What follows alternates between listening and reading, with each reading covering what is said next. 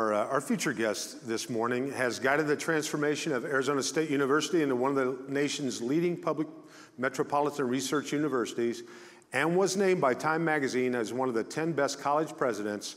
Please welcome to Mesa Morning Live the president of ASU, Dr. Michael Crow. Stop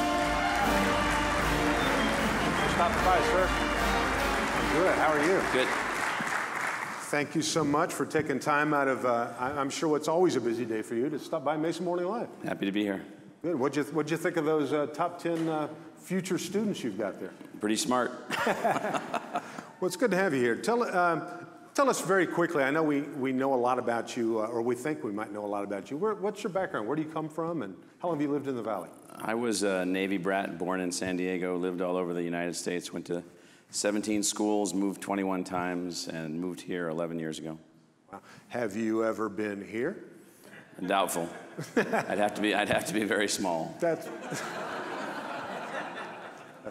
the Matterhorn. Yes, I have been to the Matterhorn. In fact, I've even hiked it. Oh, cool. Well, here, I'll let you have that. That's all right. That's from a planetary engineer friend of mine. Well, talk to us a little bit about the value of a college education. Do you think everybody needs a college education? No, I think everybody needs to be educated, and people need to be educated at different levels. You can be educated in many different ways. A college-level education is really one that's intended to prepare a person to be able to learn anything, where other levels of education prepare people to learn narrower areas of focus. And so, does everyone need a college education? No. It turns out that going forward in our economy to be successful, our estimates are that you need about half the population to move past high school at some level of education. Could be technical school, could be specialty school, university, community college, what have you. You need about half to move on. You need about a third of the population to get a college degree. And Arizona's behind in that right now from other states. Well, not everybody, no. Interesting. Tell us about the Polytechnic campus that's located here in Mesa. That affects a lot of the folks in this room. Let me comment on this slide. I didn't know that this slide was going to be put up there. So this slide shows you the relationship between quintile means 20%. If you're born in the lowest 20% of family income, that far left column, and you move forward, you only, half of the people will have no change in their family income if they don't go to college. If you look at the lowest quintile with a college degree, you see only 15% of those people stay in the lowest quintile of income. So this is a slide based on data from the last 100 years about social mobility. So it says that the single most significant factor predicting social mobility, that is moving from one class to another class in terms of family income, turns out to be education, not just college, but education itself, finishing high school, doing something past high school, going to college, that kind of thing. This is a hugely significant chart, in spite of its many colors. That is, I'm looking, it's got some ASU colors in there too. Up there in the corner, yes. Well, that's great. Tell us about the Polytechnic campus. Yeah, so Polytechnic campus is the headquarters for our College for Technology and Innovation. It is evolving rapidly into, we think, a globally unique asset for teaching, learning, and discovery. We built that campus around the theme the last few years and have now really concentrated on this notion of learning by doing. It turns out that you used to produce engineers and technologists more by building things than by theorizing. So you still need both ways of teaching. So we now have at ASU 2 schools of engineering with 12,000 engineering students and technology students between the 2 schools. And the Polytechnic campus is where we do these things. These pictures are the central core of that campus now. We have thousands of students learning in these new ways. I'll give you an example of how it works. A student thesis now will be, here's a problem. Here's a group of students that solved a problem. The Air Force had a problem that we took on. Build a device that can climb a 4-story wall unassisted without ropes and be used by the next person in line. That is a 4-story vertical wall. These kids came together, and in one semester with under $25,000 of expenditures, they built such a device. Wow. And won that contest for the Air Force. Now imagine doing that, which is what we do at the Polytechnic campus, across hundreds and hundreds and hundreds of projects, and using that as the way to learn. And so it's a new way to learn. That's our new rec center on that campus, which was financed by student fees. We've fleshed out the whole campus. It now has a full academic village, students coming in from all over the state, all over the country, and all over the world. And so we think that at the end of the day, we're hoping that the Gateway Airport will stay open to airliners bringing in students just chartered to go to Polytechnic. So it's perfect. I love that. Yeah. Wow, that is beautiful. So with all this growth, I'm sure there are challenges. What are the biggest challenges that face Arizona State University? You know, we're doing pretty well right now. We have a fantastic faculty. We just graduated 18,000 people this year, 12,000 people yesterday. We've increased the number of graduates by 100% in the last 10 years. We've been weathering, you know, the de-emphasis in public higher education by the people of Arizona. They've decided that they're interested in other things, and so we've had to move on and find other ways to fund the university, and so we've done that. These are some of our fantastic students. The woman in the bottom left, just to let you know how ASU has evolved, and then I'll get to the challenges. Madeline there is a recent engineering graduate from the Valley who was a genius at constructing things. So she organized a club to do synthetic biology, which meant you take different genomic materials from different organisms and you build a new organism. Think about that. That's a club in college now, to give you some sense. Well, she was awarded a Rhodes Scholarship, but she didn't take it because her engineering professors at ASU told her that the engineering program at Oxford wasn't that good, so she needed to go somewhere else, and so she said, okay, I'll just go somewhere else. So it's just fantastic that we're getting to that particular level. So what's our biggest challenge? You know, the biggest challenge that we have is this lack of realization of what it will take for Central Arizona, Maricopa County, Mesa, Phoenix, the other communities that are here, Scottsdale, the mayor's here, to be competitive. People think that we'll just be able to be competitive by doing all the fantastic things that led us to the level of success that we have now, which is significant. And if only the world worked that way, but it doesn't work that way. We have rising competitors around the world. We have changing economic conditions. We have the globalization of the economy. All these things are happening. And what that means then is that the 160 or so significant metropolitan areas on the planet that become the places where new ideas come forth and new technologies and new things, like in Mesa making the attack helicopters that are made here, or the drones that will be made here, and the robot technologies that will be made here, and other things that will happen here. Well, to compete in those areas, you have to be committed to the feedstock material to be competitive. And education is a critical, not the only, but a critical feedstock to that kind of economic success. And that has not yet been fully realized here. It's not yet been grasped by the community overall. So our biggest challenge actually turns out to be that.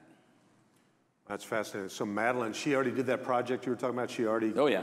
Yeah. Yeah, the next picture over, the G3 box, those folks, people don't really keep track of how much ASU has really changed.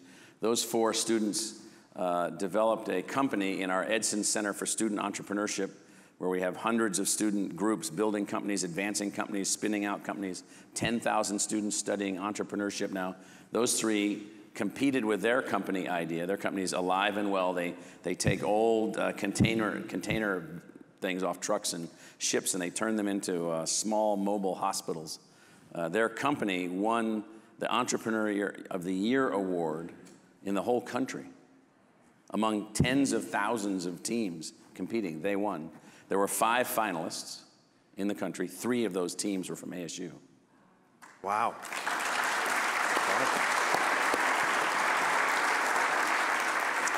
That would be 60%. Yeah, the woman, the shorter woman on the right was the #1 graduate in engineering at ASU yesterday. Wow, that's awesome. That's got to make you proud. You're like a proud Fantastic, father. yes. Yeah. I smile many times seeing all these things. That's awesome. All right, now speaking of challenges, and I think this finally got resolved, we're good with Sparky now, right? We've taken Sparky from, well, so there's been 13 Sparkies since 1946. Right. So Disney helped create Sparky originally. Disney came back and said, we'd like to help you at no cost to create a new Sparky, and our folks said that'd be great. So over many years, they've been doing this and working on this, and then they came out with an idea that was designed to be really attractive to young kids. Well, some people thought no, and so So a new Sparky now has been derived by a fantastic technology that allows people to vote on different component parts. How big should the eyes be? How about this? How about this? How about this? How about this? How about this? So the one you saw in the paper yesterday or on television, that's the one that's now a product of thousands of people voting. I think we had 17 or 18,000 people participating in that process to help design that. So if they don't like that, well, too bad. You know, something I didn't know, I was kind of involved with that project a little bit. The gentleman that's from Disney is an ASU graduate. Yes, the executive vice president at Disney is an ASU. The guy that spearheaded that. And when you deal with Disney, it's phenomenal how many ASU people are now big shots with Disney. Yeah, we had a thing in Burbank a few months ago. We have a new office in Santa Monica also, ASU does, and we have lots of things going on in California. But we were in a room filled with Disney executives, all of whom were ASU graduates. That's fascinating. What's the economic impact of ASU and its graduates? Is that something you can quantify? You can quantify it, and it's in the many billions of dollars per year, but that's, there's some of the numbers up there. I think more important than those numbers is the, in a sense, if you think about how regions are going to compete in the future, they're going to compete around hard work. They're going to compete around entrepreneurial energy. They're going to compete around the creation of an environment for educational success.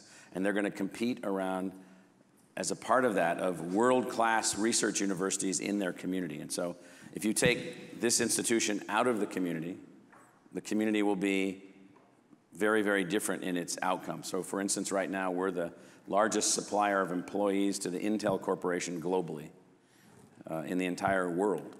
And so we're able to influence the outcome of institutions that have a huge impact on this community, and not just in the science and technology realm, but in all realms, social services, art, humanities, you know, everything. And so the institution's economic impact we can certainly measure, but its material impact on the advancement of the community is more difficult to measure, because what our people do is produce new ideas and communities advance through new ideas. That's great. Well, you know what? I'm sure we've got a very inquisitive and intelligent and attractive audience. I'm sure that Dr. Crow would be up for answering it. If we've got any questions, and we got a microphone. Anybody got a question regarding ASU or? Happy to talk about anything. Yeah, this is a very rare, and by the way, I think ASU, where a lot of these are sports people, the football team, it's definitely, it's got big days ahead of us, don't you feel like? Yeah, it's going to be a fantastic season. We have a warm-up game with Sacramento State, and following that, we play the Big Ten champion, Wisconsin. We play the Pac-12 champion, Stanford. We play the #2 team that played in the national championship, Notre Dame. And then we play the always perennial power Stanford. I mean, not Stanford, but USC, and then we play Oregon. So that's the first few games of the season. Then do we close with that little junior college down in Tucson? Do we play them? We play Arizona. We play them at the end. That's always a huge, it's a huge rivalry game. What we like about that game is that, you know, our preference for Arizona sports is that the two Pac-12 schools, the Pac-12 is a fantastic athletic conference. We've got Stanford and Washington, and we've added Utah and Colorado, the big schools in LA and Seattle, and so in the two big schools in Arizona. And so we're in this fantastic conference, which is academically fantastic, research and discovery fantastic, innovation fantastic. I was the chairman of the conference when we were adding Utah and Colorado. And so they were the ones that got in. They weren't the only ones that applied. And so the teams that get in are schools that have a certain trajectory, a certain way in which they operate. They're discovery enterprises. And so not everybody made it. And so what we'd like is for the Arizona schools to always be top in the sports, and then compete against and beat everybody else, and then have a chance to see who can win internally. So we're interested in as intense a rivalry as we can get. Well, I don't think you have a problem there. Now, I got in a debate with a friend of mine in Columbus, Ohio. Isn't Arizona State University the largest enrollment of any college in the? You know, it's funny. So the University of Texas has 10 campuses or 11 campuses and 170,000 students, but people only think about them as separate campuses. Ohio State has multiple campuses. Purdue has multiple campuses. Washington has multiple campuses. Minnesota has multiple campuses.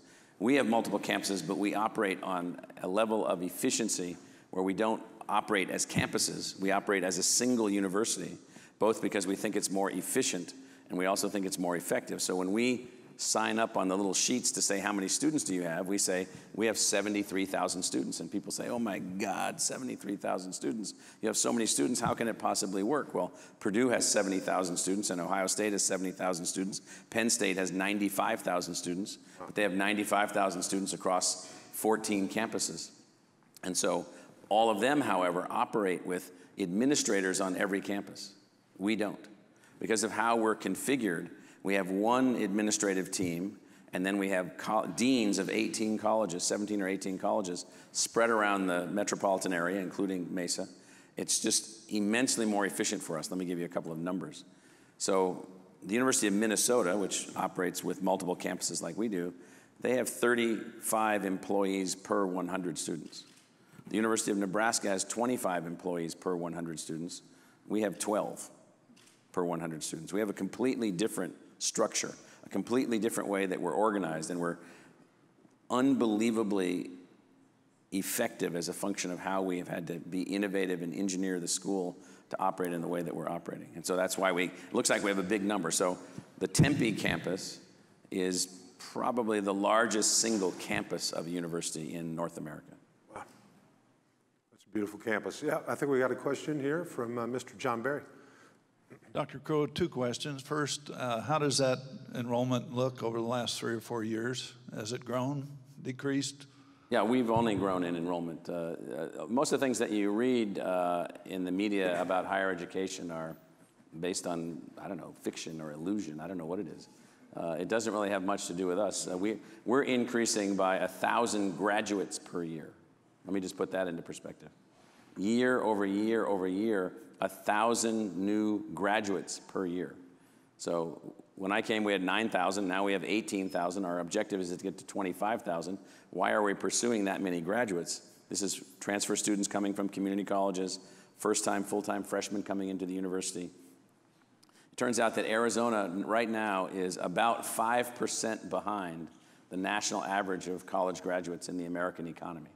5 percentage points. We're about 10 percentage points or more, 15 percentage points behind Colorado and a few other states. We think we need to get to the national average to be more effective. To do that, everybody's got to up their game. And so ASU right now is producing more college graduates than all other institutions in Arizona combined. Public, private, or private for-profit, all of them. And so what we're trying to do is we're taking on this assignment of upping our game. Can we increase the number of graduates? Can we increase the quality of the graduates? And can we lower the cost to produce a graduate all at the same time? The answer is yes. It's exceedingly difficult and challenging, but we do that through organizational innovation, technological innovation, reconceptualizing the university, working with students in a different way. And so that's how we've been working. So we've seen no change. I think you answered my second question. Thank you. Okay. That's how good this guy is. You're thinking it, he's already answered it. Yes. Yeah, they train us all in telepathy. That's why it's one of our main skills. We've got another question. Oh, there we go. Jared. Dr. Crow, President Obama announced yesterday a $200 million prize for 3 innovation manufacturing hubs in the United States. Yes. Can you tell us a little more about that, and is ASU going to compete? We're definitely competing. So it turns out I'm on the National Council for Innovation for the United States. I was appointed to that a couple years ago. The founder of AOL, Steve Case, is the co-chair of that, and Mary Sue Coleman, the president of the University of Michigan, is the other co-chair, and I'm a member of that council. One of the ideas of that council was to intensify manufacturing-oriented research. We've got a really moment in time here where, because of conditions in the rest of the world, it's possible to bring more manufacturing back to the United States and to keep more manufacturing here. Manufacturing is absolutely essential to the stabilization of our economy, absolutely essential. And so we're right now organizing a team to compete for one of those centers. And so we're working with dozens of local industries, we're working with other universities, we're working with other teams, and our particular angle will be not heavy manufacturing, but ultra advanced manufacturing that draws from the kinds of skill sets that exist in the East Valley and in the rest of the metropolitan area, which are the old advanced microelectronics manufacturing platforms allow us to build new kinds of materials, new kinds of structures, like our flexible display center that we have is an example of that. How do you manufacture the most advanced, flexible electronic calculating devices possible that can be used in construction and can be used in new technologies and new platforms? So that's where we're headed with that manufacturing initiative. It's an important initiative. I think I saw one other question. Let's get our microphone back there. So our viewers at home. By the way, if you're watching Mesa Morning Live on Channel 11, thank you. Tell all your friends and keep track of what's going on in the city of Mesa. Yes, sir. Dr. Crow, what effect, positive or negative, has the light rail done to help increase ASU's system in the valley? Well, I mean, the light rail is a fantastic project that I think has huge economic development potential. If you look at other places where light rails have been built, like Portland and so forth, they become backbones for communities with buildings and basically urbanization, apartment buildings and retail spaces built along the light rail. So you're going to see that happen. Specifically for ASU, we have about 8 or 9, maybe as many as 10,000 students per day riding the light rail, either between the downtown Phoenix campus and the Tempe campus, or coming into the university from Mesa and elsewhere. A lot of park and ride facilities and others just make it more convenient, avoid some of the congestions and so forth. And so for us, it's been a very, very positive thing. It also helps us in the way that it allows visitors to come into the Phoenix Airport and possibly someday to the Gateway Airport. I don't know if it'll ever get all the way out to Gateway, but maybe to not have to get a car. They can just, you know, we have, believe it or not, when the university has hundreds of thousands of visitors per year just coming to the university for events and conferences and meetings and graduations and everything that you can possibly imagine. I mean, hundreds of thousands. And this is true on all the campuses. It's true at all the places that we work. So the light rail helps us with all of that. Great questions. And I know we could probably ask you questions all morning, but you can't do that because you're a busy man. We want to thank you for taking time out of your busy schedule to come by Mesa Morning Live. Ladies and gentlemen, big round of applause for Mr. Michael Crow.